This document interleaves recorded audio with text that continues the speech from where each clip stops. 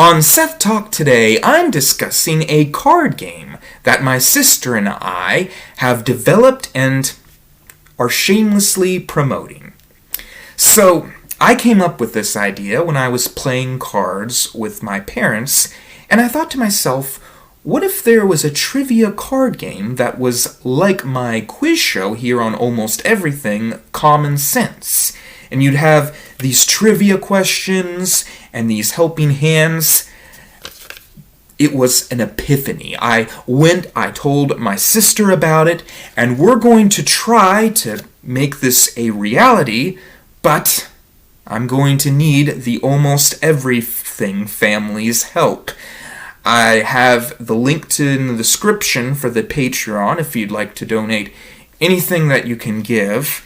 And I wanted to give you an example of some of the questions that might be asked. So the reader would pick up a trivia card. It looked like this. That's Doug, the trivia cyclops. He's the mascot for the show. Also, Common Sense isn't going to be the name of this card game, most likely, unless you all say you really like that name.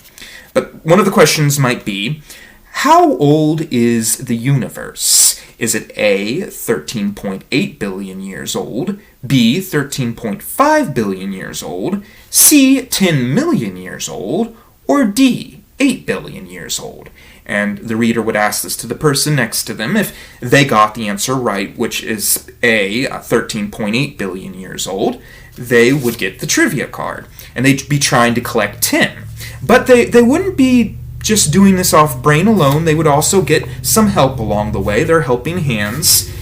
And some of the examples of things you could do is you could eliminate 2, maybe, if you happen to have that card. And that would mean you could eliminate like B and C. You could skip, so you could, if you didn't like that question, you could go to another one. And if someone else has a question that you think you know the answer to, you could steal. That's Calvin the burglar there. He's going to take the question from the other person.